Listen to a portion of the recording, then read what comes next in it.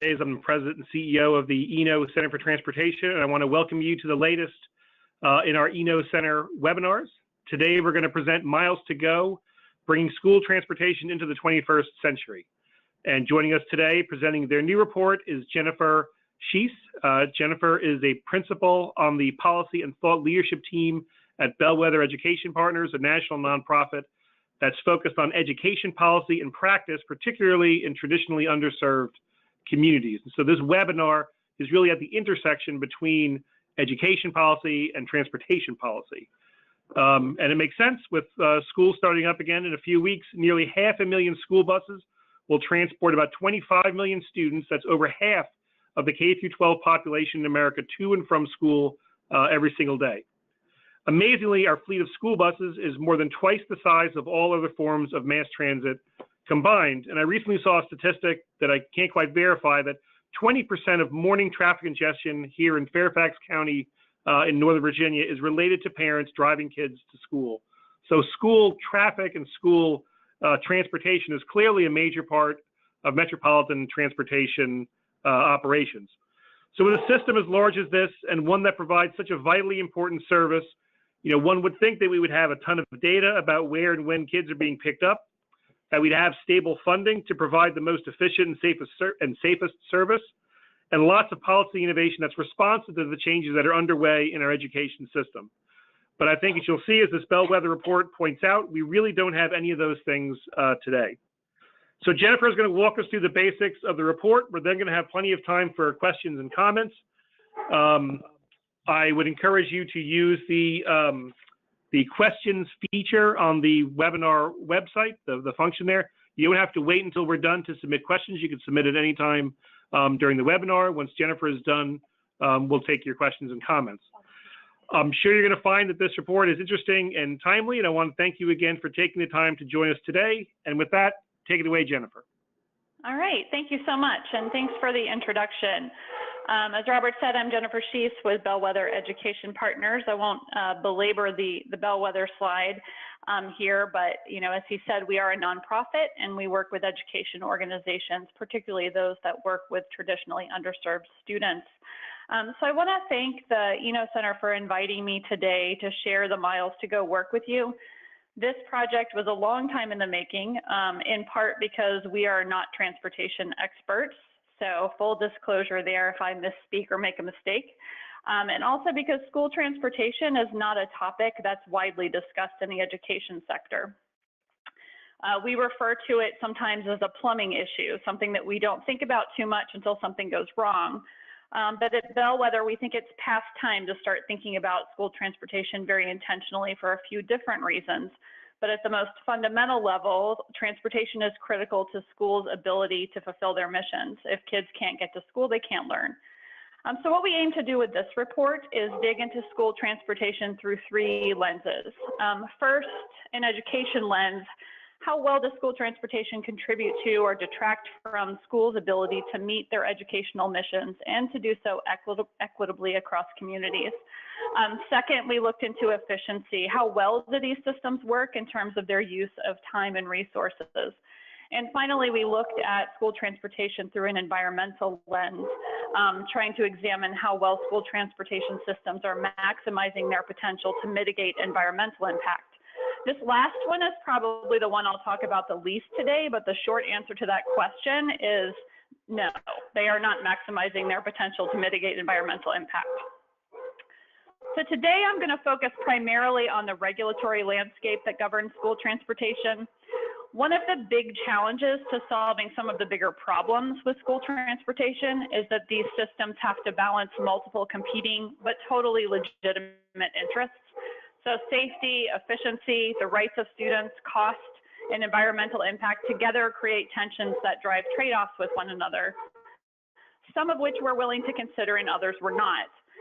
So many of the trade-offs inherent to this balancing act are controlled by the regulatory framework. And I want to take this opportunity to offer a couple of caveats. I'm going to talk a lot about vehicle choice, and I'm going to talk about special accommodations for particular students from time to time in this presentation. Both of these issues have big operational efficiency trade-offs for school transportation systems, But in explaining that, I am absolutely not suggesting that the right solution to these challenges is to sacrifice safety or the rights of students on the altar of efficiency. So with that disclaimer, over the next little while, I'll give you a quick overview of school transportation system design, so we all have that context. I'll cover the regulatory framework at the federal, state, and local levels.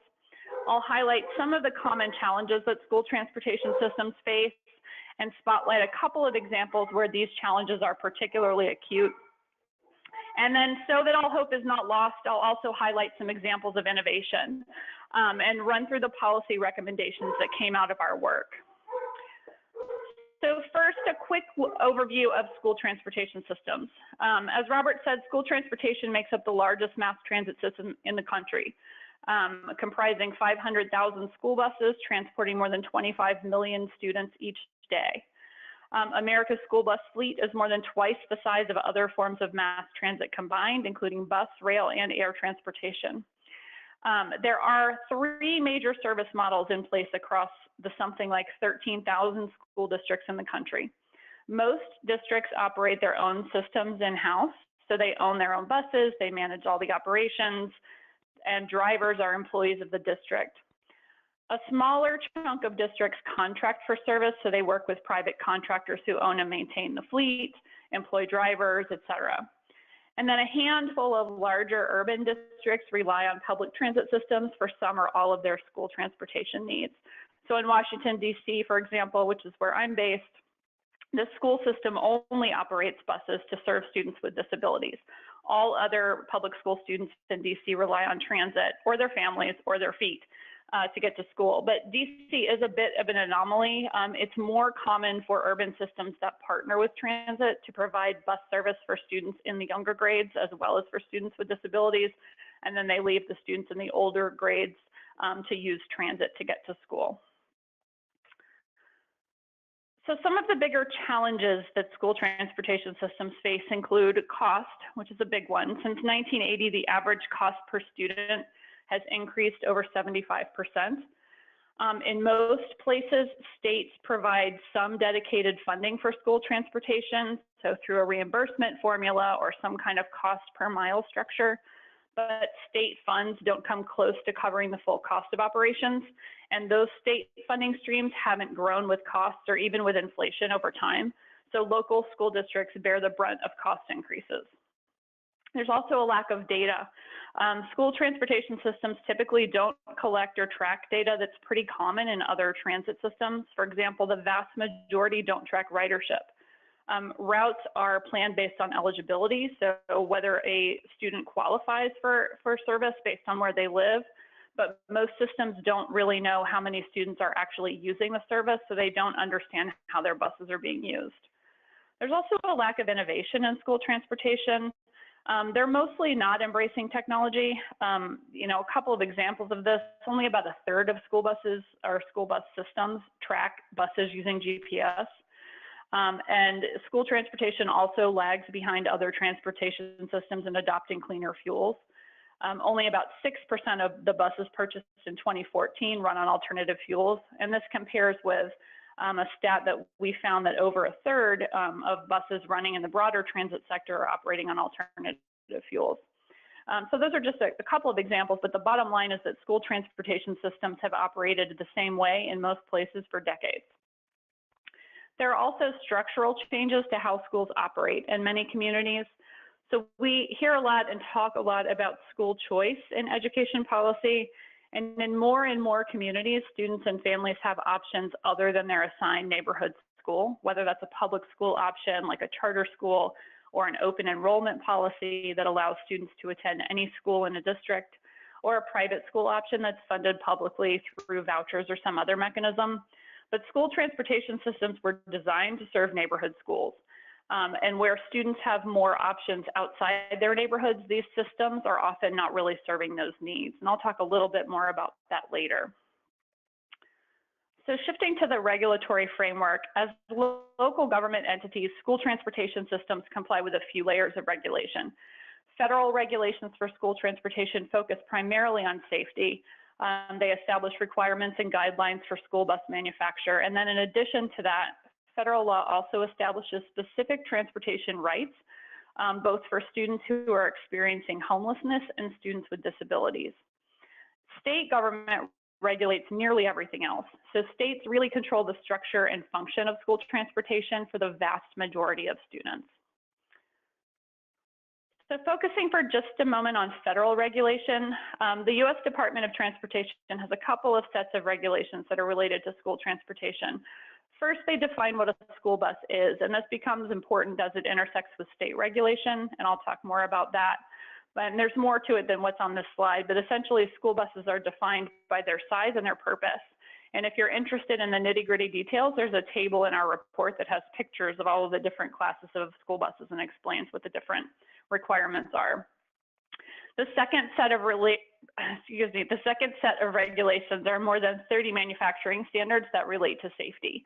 So they cover both the engineering for occupants of the bus, as well as safety devices for pedestrians. So things like stop arms, that stop sign that swings out and tells cars that they need to stop because kids are onloading or offloading. And I'll just note here that it's undisputed that school buses, even without seatbelts provide the safest mode of transportation to school. They are specifically engineered to protect students without seatbelts, and they are also generally bigger than anything that they might hit or anything that might hit them, and they typically travel at low speeds. So in Bus versus Honda, the bus almost always wins. I'm not going to go into the seatbelt controversy today, but it is a controversy in the school transportation sector, but I'm happy to talk about it in the Q&A if there's interest. And there's also, the arguments on both sides are also documented in our report. And one fun fact here, National School Bus Glossy Yellow, which is the official color of yellow buses, and that is part of the National Highway Traffic Safety Administration's guidelines for school transportation operations. So that paint is federally regulated. Before I move on to student rights, I want to highlight one other area of regulation that doesn't affect school transportation as directly as much as it limits the kinds of collaboration that can occur between school transportation and other transit systems. So under what are called tripper regulations, mass transit buses can only stop at regular service stops along regular routes based on published schedules, and they can't be designated for school or student use only. So basically transit routes always have to be open to the general public, and schools can't be bus stops unless that's part of a regular bus route. So a transit system couldn't, for example, designate buses for student or school use only a couple of times a day. So to be clear, tripper regulations don't prohibit other kinds of collaboration like special student fairs, and those kinds of collaborations happen in lots of places, but they do prevent, say, a school district from contracting with a transit system to provide school-specific transportation a couple times a day. The last piece of federal law affecting school transportation has to do with student rights for students in two categories. So under the Individuals with Disabilities Education Act, or IDEA, schools are required to provide students with disabilities with what's called an Individualized Education Program, or an IEP in EduSpeak. This plan establishes all the details of a student's specialized instruction, and it confers specific rights to that student. So they have a right to receive whatever services are detailed in the plan. The plan covers both instructional accommodations, so if a student needs special language services or an educational aid or additional time on tests, those kinds of instructional things, whatever the student needs, but it also covers other services like medical support and transportation. So if a student's IEP includes special transportation services, the school is required to provide those services at no cost to the family.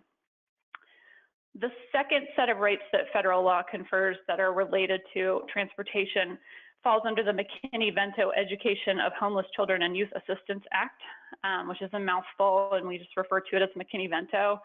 But McKinney-Vento similarly establishes education rights for students who are experiencing housing instability or homelessness. One of those rights is the right to attend their school of origin. So regardless of whether a student's living situation takes him or where a student's living situation takes him or her, that student has the right to stay at the same school. It's up to the student and the parents to make that determination. The purpose of the policy is to provide some stability in the educational life of these students who are experiencing a lot of instability in other areas of their lives. And under McKinney-Vento, the district is required to provide transportation from the student's residence, wherever that may be, to their school, to the school they attend. So this may be within the district, or it may be in a neighboring district. And I'll talk about a specific example of this a little bit later. Both of these laws are important tools in protecting the educational rights and best interests of vulnerable students. But you can see how they would also have implications for transportation, because they create specialized circumstances for small numbers of students that don't necessarily fit within the way school transportation systems are typically designed. So that's with large standard buses that travel routes that are built around neighborhood schools. So that's the federal framework. Shifting to the state framework, you'll begin to see how these things overlap. State laws and regulations determine how schools provide transportation service. So the feds define what a school bus is, but states decide if districts have to use them or whether they can use other vehicles. States also set eligibility requirements for service. So most states base eligibility based on the distance between a student's home and his or her school.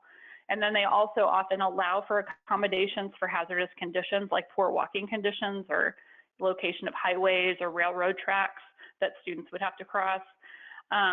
But districts can usually decide what constitutes hazardous. Most states also stipulate which schools are included in transportation service. So whether a district's transportation service has to only include its own schools, so district schools, or whether it extends to students who are attending charter schools in the area or even sometimes private schools. There's a good bit of variance in how these things play out across states. So most states explicitly prohibit students to be transported on anything other than an officially designated school bus.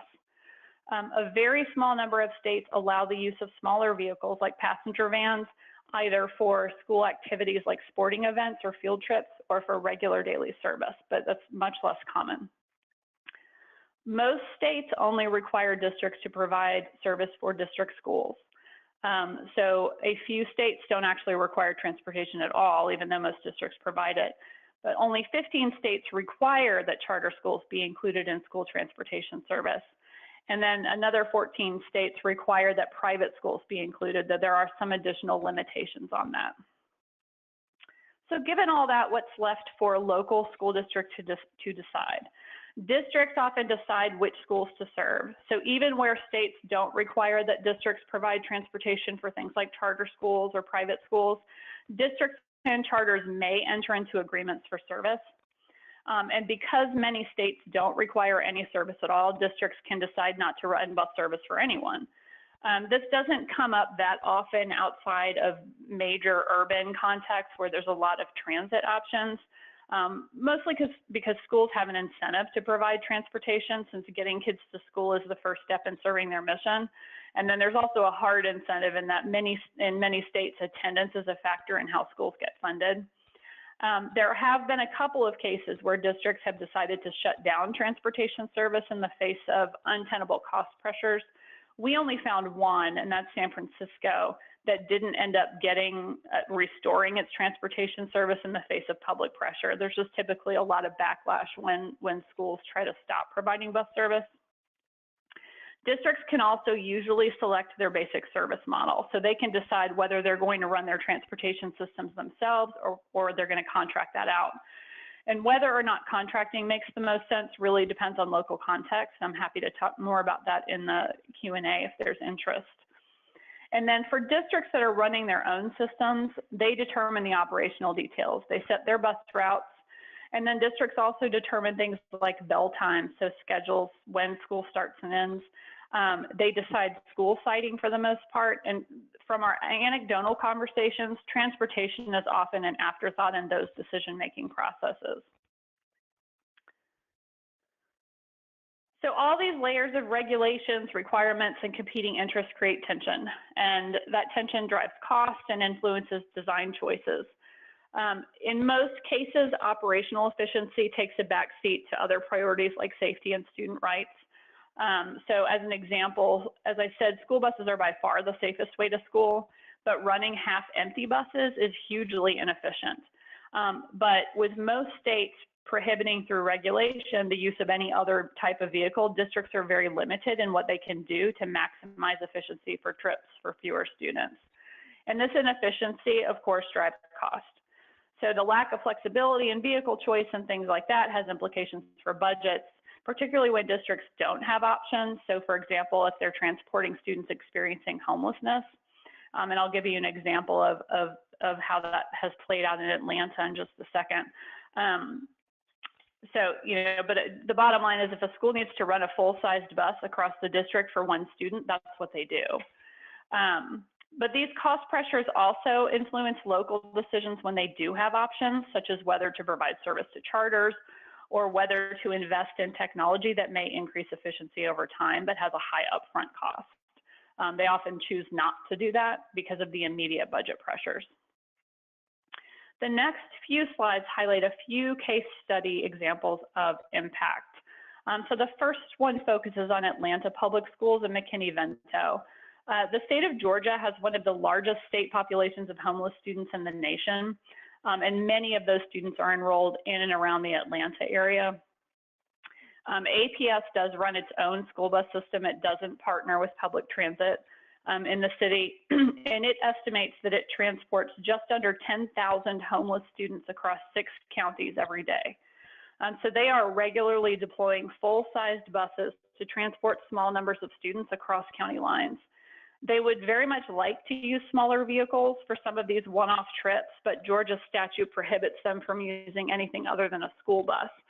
So it does drive a very large cost for the district in just, complying with McKinney-Vento and making sure that those students' rights are protected. Another example is in rural districts. So restrictive regulations also drive challenges of scale in rural districts. And I'll just note that most school districts are rural districts. About a quarter of students in the country attend rural schools, but I think something like 98% of the land area in the United States is rural. So rural student populations are often smaller, but much more geographically dispersed. So of course, fewer students transported over long distances drive up the cost per student ride. And then in addition, ride times become an issue in rural communities because of this geographic sparsity. And to shorten those ride times, which are a big interest both for districts and especially for parents, rural districts often run more buses than the size of their student population dictates because they just need to spread out those routes so kids aren't sitting on the bus for 90 minutes each way, which is not an uncommon bus time in a rural district. And then we've also heard stories about increased wear and tear on buses in rural communities due to poor road conditions and other factors. And just as a point of reference, one rural school leader we talked to in Idaho said that he spent 25% of his budget just on transportation. So that's, his total budget. So that's money for teachers, money for books, and money for buses. The last issue, spotlight issue that I'll highlight is school choice. Again, this is top of mind for many of us in the education policy world and is often an entry point for discussion of transportation issues in the education sector. And there are some good resources out there that go more in depth into this. The Urban Institute, for example, put out a paper last spring on school choice and transportation specifically that I'd encourage you to look at if you're interested in how this is playing out in, I think they looked at 5 communities across the country. But the crux of the issue is that even if students and families technically could choose a different school that better meets their needs, whether it's because the neighborhood school is poor quality or just a bad fit or doesn't offer a special program that students or families are interested in, whatever the reason, if the family can't get the student across town to school, they don't really have that choice. So, what that means is that families who have transportation options have choices, and those that don't have that same access.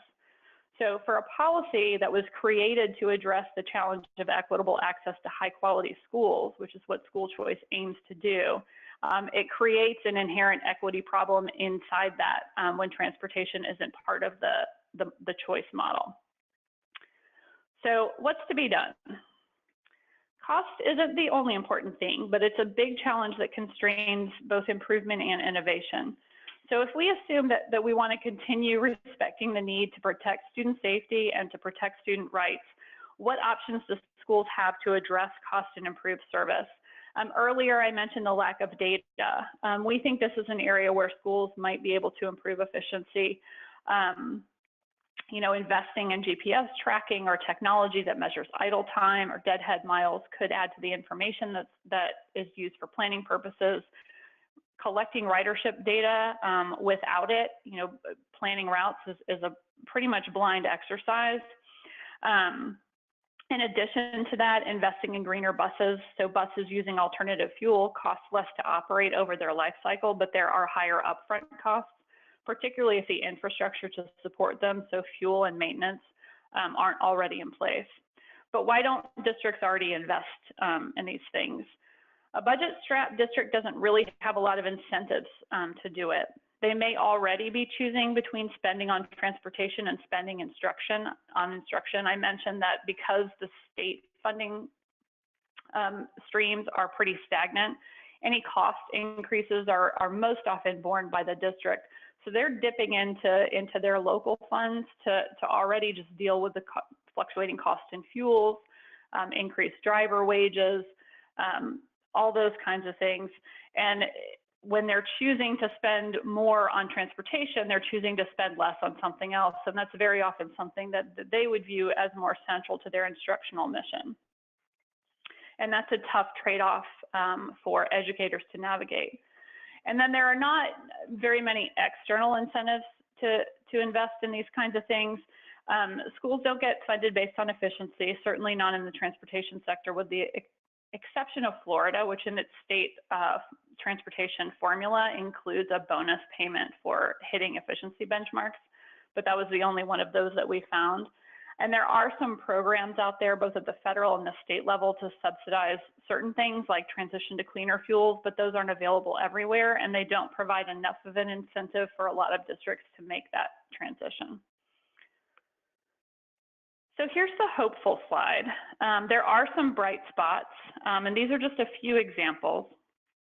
Denver Public Schools is working on solving transportation equity, so that school choice scenario that I talked about, by providing some transportation options that are designed to help students access schools of choice. So Denver has a pretty high percentage of public school students who attend schools of choice, charter schools specifically, in the Denver metro area. And they operate the Success Express, which is a program that provides a bus service for neighborhoods that are underserved by transit. To move students to schools across town, it kind of operates as a circuit, so students can get on the bus at their neighborhood school and then get off the bus at other locations across town. And then Denver also operates the school pool system, which matches families across the city to organize carpools, walking groups, biking groups, you know, all different modes of transportation for getting kids to school. On the data front, there are a few districts that are tracking ridership using RFID-enabled cards. Cincinnati is one example. Denver's also doing this. And in talking with John Davis, who's the Cincinnati Director of Transportation, he noted that this data has helped them save a bit of money here and there by combining bus stops and really informing them about how their service is being used, and that does add up over time. And then finally, collaboration. So one of the questions that we were thinking about as we did this work, particularly as we started, was really fundamentally, should schools be running transportation systems at all, or should someone else do it? And a full disclosure, we don't know the answer to that question yet. But in trying to get to an answer, we started digging around to try to find examples of strong collaboration across the education and transportation sectors. So in the big urban districts in which transit plays a big role in how students get to and from schools, you see much more of it. Those systems have to communicate with one another, and they do. But outside of that, even in large metropolitan areas, we could only find a couple of examples of any formal collaboration across sectors. One of those is highlighted in our paper. So as a result of an intern project by a high school intern with Hillsborough County, which is in Tampa, in Florida, the school board now has a voting seat on the region's metropolitan planning organization, and they started a working group to begin at least sharing information. They've just begun this process, and even they aren't totally sure what the outcomes could be or even what they should be. But with the school system in Tampa growing very rapidly, they're planning to add multiple school buildings over the next 5 years. So it's a very fast growth district. It seemed to them to make a lot of sense to be talking across sectors, at least in the planning process. So some of the early things that they've done, the school district shared the attendance zones for their schools with the transportation planners for the very first time. The State Department of Transportation helped the district strengthen its Safe Routes to Schools application. That's a federal grant program that helps schools improve walking and biking conditions around schools. The MPO included a traffic study in its activities for the school district, so now the district doesn't have to hire an outside firm to do it, and it fit well within the MPO's mission and what they were planning to do anyway. So, you know, those are just some early examples of what they're doing so far, and they're very much still trying to feel their way through what this relationship might turn into, but it is, you know, one example of a collaboration across sectors. So our report makes a handful of recommendations, and we kind of divided them in this tongue-in-cheek way in the paper between inside-the-box recommendations that are really just about tweaking the current model, so assuming that school districts continue to operate transportation systems, and outside-the-box recommendations about what if we did this completely differently. But, you know, in terms of the inside-the-box recommendations, you know, we think that districts should embrace technology, take advantage of some of the efficiency boosting data collection, some of the technology that's available through GPS and other kinds of tracking that can help them use their buses better. And we do think that states can play a role in this by subsidizing those investments. We think that states could and should incentivize efficiency. So looking at Florida in particular as a model, states could include funding incentives to encourage efficiency, like bonuses for meeting efficiency benchmarks. They could also subsidize efficiency investments like the data and technology that I just referenced, or alternatively fueled buses to start that process moving faster. And we do think that states should consider allowing some design flexibility by creating reasonable opportunities for local communities to make design choices that are really responsive to their local needs. But the whole project left us with a bigger and as yet unanswered question. Should we be thinking about this differently? You know, what about increased collaboration and coordination with the transportation sector? What are the possibilities there, and should school districts really be running these systems at all? And we haven't answered those questions yet, and maybe that'll be our next project, but I will stop there and eager for questions or discussion, comments. That's great. Thank you so much, Jennifer. It's very, very interesting stuff, and clearly we can see where the disconnect between education and transportation policy is resulting in some clear inefficiencies. So we do have some time for questions and comments. Again, I want to encourage folks to use the questions function on the control panel for the webinar website. To go ahead and submit your questions there. We already have a couple of them coming in. So Jennifer, we're just going to go ahead and jump right in, if that's okay with you. Yeah. One of the questions here is about really about your recommendations at the back end. So the question is, are there any benchmarks of typical savings or a range of savings for the well-implemented projects aimed at collecting, using more data, growing greener? Basically, is there any quantification for the suggestions that your report makes about collecting better data and being more environmentally friendly? Yeah, so there is data, particularly on the environmental piece, and I don't have it in front of me right now. It's documented in the report, but there is data on kind of the ability to recover the initial upfront investment, because buses that run on alternative fuels tend to be less expensive to run over their life cycles. I think what's challenging about that is, it really depends a lot on the community in which those buses are being run and how much infrastructure has to be built to support it. So I'm sure that it varies quite a bit, but there is hard data on that. As far as the other things, they're not in wide enough use in school transportation settings to really draw a conclusion now. As I mentioned, When we talked to Cincinnati about their using RFID technology to track ridership, they cited, some cost savings that they had achieved. Whether they've fully paid for that system yet or not, I don't know. And I should also say that it's not a perfect data collection tool, because they're not denying a student entry onto a bus if they don't have their card, because Right. that would be antithetical to their school mission. But, having that data, I think they view as value, but whether, a cost benefit analysis would support it, I can't answer that question. Sure. But to your point earlier, there are several schools. There were, I think, according to your report, a few districts that transitioned to a different system precisely because of cost savings. I think you said San Francisco is the only one that hasn't gone back. How common is the motivation for cost savings in shifting districts from one mode to another? Yeah, I mean, I think that there's a couple of factors in play in terms of shifting from one thing to another. San Francisco is probably a unique case because they discontinued their bus service in the face of, California's budget struggles and a big cut, like a 40% cut to transportation funding.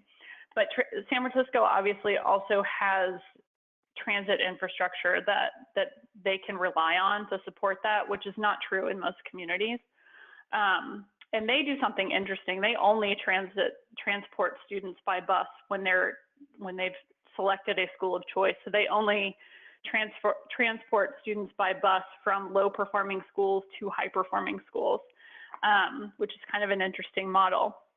But where we see the cost considerations really play out is in choices between contracting and directly running service. And it really is a mixed bag there, whether contracting saves money. I think there's an instinct that it would, because then you're not having to run your own school bus fleet. You don't have to pay for, or you don't have to run a maintenance shop. You don't have to have a bus barn, all of those things. But in terms of whether contracting will actually save money, it depends a lot on a lot of fixed things, like where your schools are located and how efficient your routes can be. And so it's really a toss-up as to whether or not you'll actually save money by contracting. And then the downside to contracting is that if you switch over to contracted service and you sell your bus fleet, it's very hard to go then back to running your own system, because then you have to buy all those buses back. And so you lose a negotiating advantage in the contracting process once you've made that decision. So that's been a consideration for some districts. It's very interesting. It's actually, there's analogies for public transit services broadly right now. They have their own financial challenges. There is a push for more contracted services. And exactly what you said, it's not always the cheaper method, and there are a lot of factors that go into it, as you mentioned. Do you have a sense of the share between the services that are run by the districts and that are run by the contractors? Yeah, so about 2/3 of the school buses in the country are owned by school districts. About 1/3 of the school buses in the country are owned by contractors. So that's about how it breaks down. Got it. So there's a couple questions about a particular thing. You said you're here in the Washington region. I think there was a study earlier this week, at least on the radio. They talked about it where 26% of public and charter school kids in the District of Columbia are considered chronically absent. And there's a few reasons for that. They talk about safety and engagement of the faculty, things like that. But they also pointed transportation as a major problem. Now, as you mentioned, in DC, the students can ride transit buses to school for free, just regular mass transit buses and the rail system. But what do you do in a place like Washington where the public transit system is so unreliable? I think New York may be experiencing the same kind of problems. Are there barriers like that for that kind of coordination at that level? Yeah, that's a good question, and I don't know that I know the answer. That sounds like a transportation question to me, not a schools question. DC has never offered bus service, so I think it would be a big stretch for DC to suddenly start offering bus service broadly. And I don't know that there are any studies out there that really strongly correlate transportation and attendance. Like it makes logical sense. I just don't think the research has been done as to whether the quality of a transportation service has a direct impact on attendance and how strong that relationship is. So, you know, I don't know that there's a good solution kind of right out there. It would be a stretch for DC to start running buses. And big urban districts that do run buses face all kinds of challenges. And we talked to DC Public Schools in the process of doing this paper. And one thing that they pointed out was, can you imagine what it would do to DC traffic if you had 100 buses offloading students on a city block twice a day? Sure. So, you know, there's all kinds of considerations that go well beyond the schools and students, and it's certainly a significant challenge. But I think, you know, one reason why Atlanta Public Schools doesn't use transit is because the transit infrastructure is just not that good. And so they worry about those kinds of issues there. So, you know, I definitely think it is a concern, but I don't know that there's a realistic district-run solution to that problem. And in fact, in Georgia, didn't you mention that there's state law that mandates the students have to be transported on school buses? Does that hamper Atlanta's ability, even if they had a transit system that worked there? Well, I think that Atlanta Public Schools could partner with MARTA if they wanted to. The mandate is just that if the district is running transportation, the only types of vehicles that they can use to move students are school buses. So they couldn't use vans or town cars to move students around town. I see. So your question about DC traffic stimulated a couple of questions from folks. And I'll try to summarize this. And I apologize if it's a transportation focused question, but it's related to this issue of demand management strategies. And as you probably know, or intuitively can understand, that a lot of the transportation planning goals is for reducing traffic, right? To reducing trips and to try to eliminate traffic congestion by making trips more efficient and shorter, things like that. As you mentioned, that kind of runs counter to school transportation, given that the mission of school districts and schools is to get kids to the school. So, I mean, is there some inherent conflict then between traditional transportation planning and services and engineering, and then what schools are trying to do, which is to actually get as many kids to their schools as much as they can? I don't know. It sounds like there is. You know, certainly I think schools are interested primarily in getting kids through their doors at particular times of day. I think there are certainly opportunities for, you know, strong thinking around transportation planning to inform choices that school districts make. So, you know, one thing that we heard about a lot in talking to transportation folks across the country was that a lot of the transportation directors who are working for big districts, most of them have a transit or a transportation background. They're not education people. And they felt very left out of conversations around school siting and scheduling. So, you know, not all schools start at the same time of day. And obviously for any school, you know, you're moving a large number of people into a centralized place at a single time. But those conversations around bell times and where schools are located are often happening completely separately from transportation, and the transportation systems are just reacting to the policy decisions that are made in other parts of the school district by other people. And so, you know, while I think there's probably no perfect marriage between the best transportation thinking and the best education thinking, I think there's certainly room for improvement in coordination and collaboration and trying to think about these things more holistically so that thinking becomes integrated and we at least get to a middle ground that is a bit more thoughtful on both sides. Sure, that makes a ton of sense. I think it argues for your point about better coordination, especially when it's such a high volume of traffic, particularly in the morning. It's very hard to achieve transportation goals if you're leaving out a giant chunk of the traffic. Right.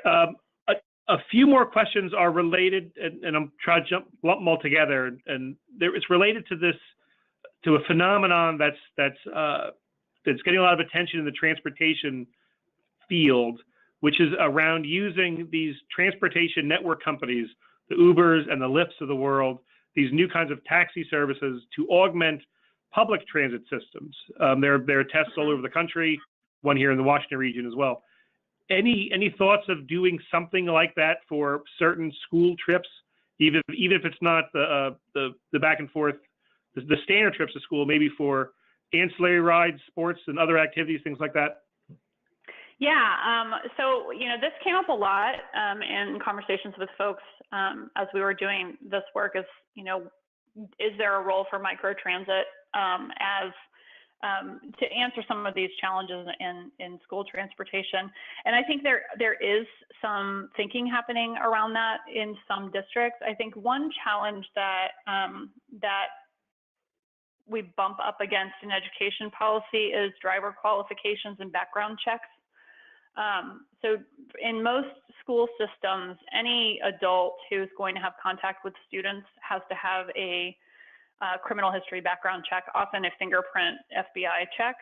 And most microtransit drivers don't have those qualifications. And so, there's a safety concern there. That said, anecdotally, we hear all the time about parents putting their kids in Ubers to take them, to their various activities and places. So, I don't know that the policy quite lines up with the level of concern that's out there, but it is a challenge for integrating microtransit into school systems. But it's certainly something that we heard about as kind of an experimental thing, particularly for some of these one-off trips. Helping a student who's experiencing homelessness cross a district so they can stay at their origin school, and some of those types of trips. That's really interesting. The informality of it, I think, is noteworthy. Your last comment actually relates to a question that just came in. I'm just going to go ahead and read it. So with McKinney, are districts ever required to cross state lines to provide transportation to students dealing with housing insecurity? And if so, are there any states that are sharing? Are there any states where sharing borders? I'm sorry. Are there any states where sharing borders is an issue? That's a really interesting question. I don't know that we found an example of that, but I'm sure that it happens. The McKinney-Vento is a federal law, so I don't know that McKinney-Vento cares much about the state line so much as they care about the student.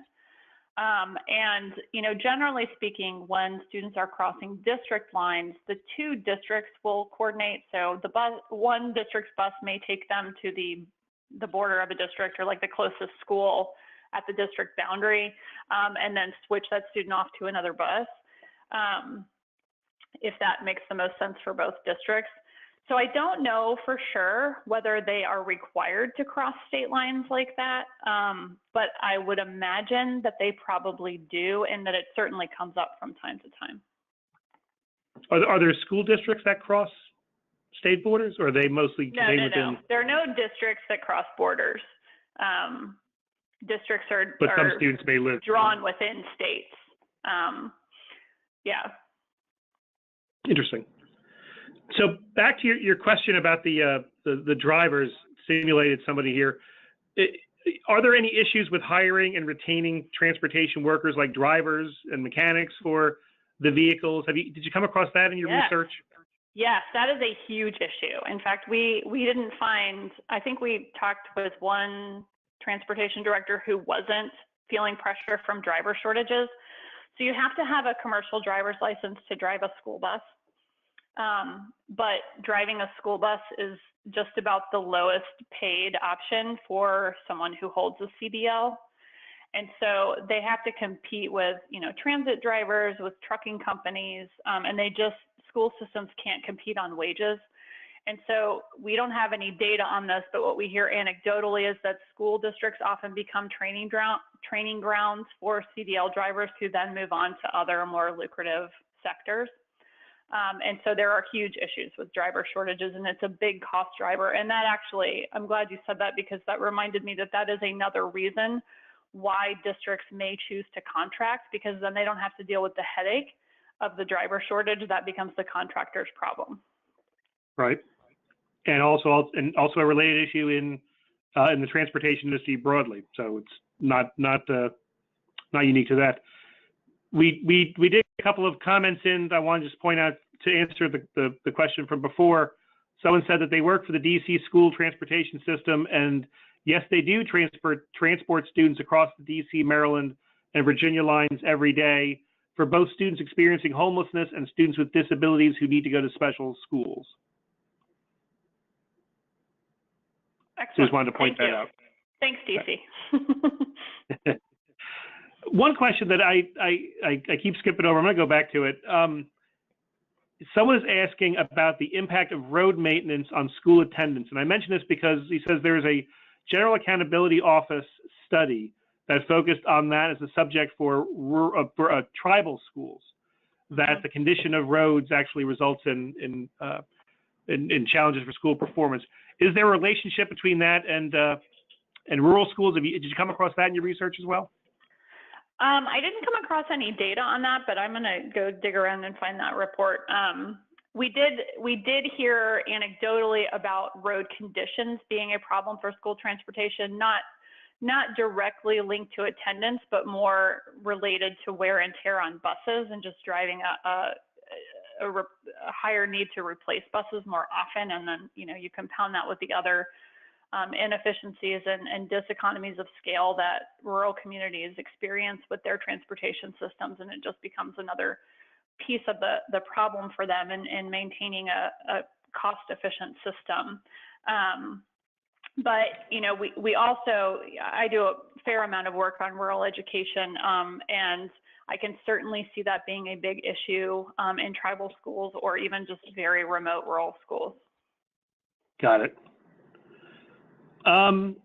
So let me read this one other question. Is there a way to coordinate between public transit and school and education officials, so they don't have to? I'm just going to read this.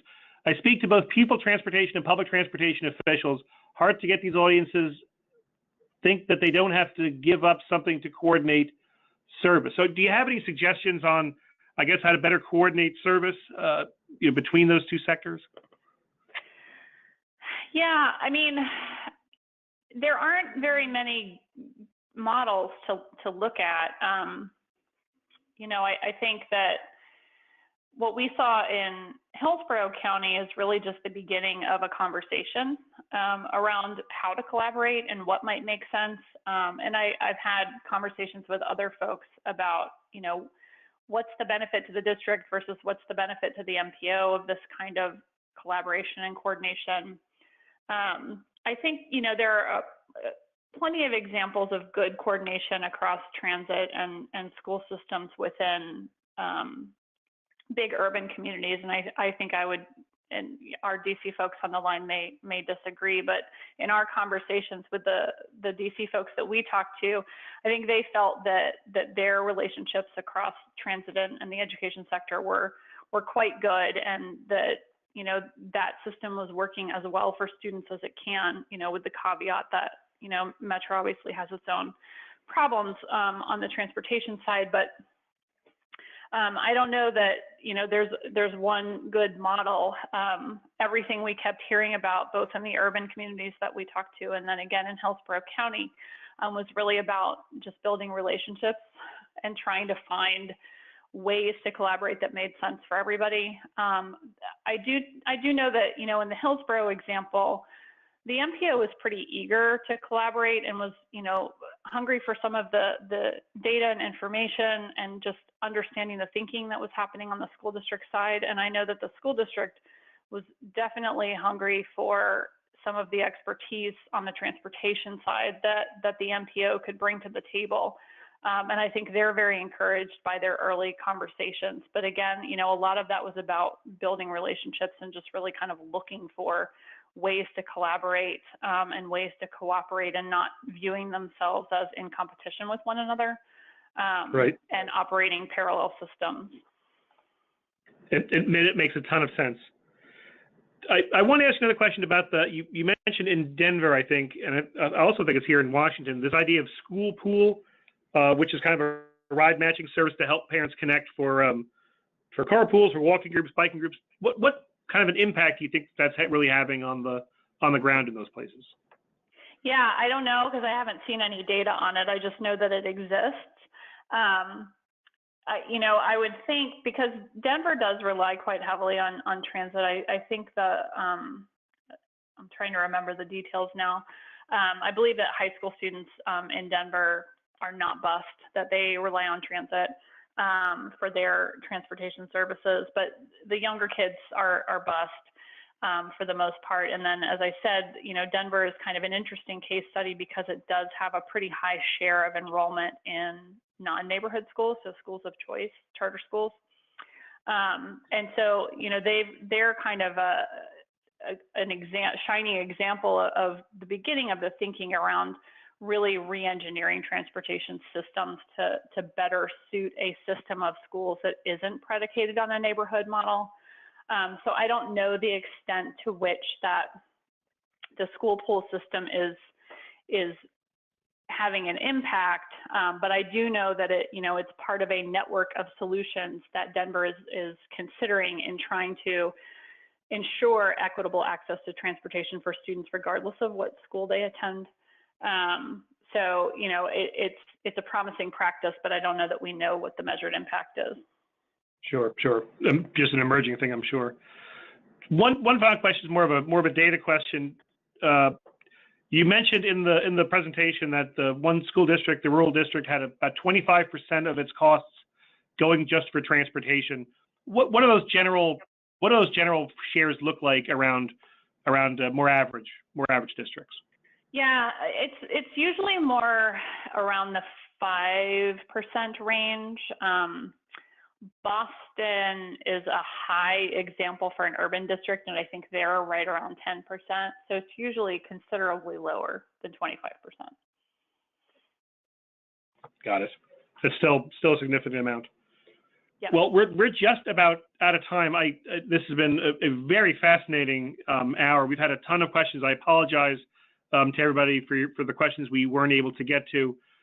This webinar is going to be recorded. It's going to be posted and made available publicly. We'll send out links for folks who can tune into that.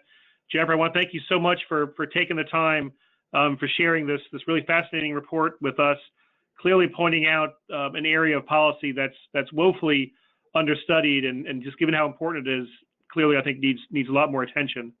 So again, thank you for all of that. And I want to thank you all for your participation on the webinar today. Eno is going to stay engaged in this larger issue. If you'd like to find out more information about Eno, you can check out our website at www.enotrans.org. I also want to encourage you to subscribe to Eno Transportation Weekly, an invaluable resource on all aspects of transportation policy and practice. So once again, my thanks for your participation today, and have a great afternoon, everybody.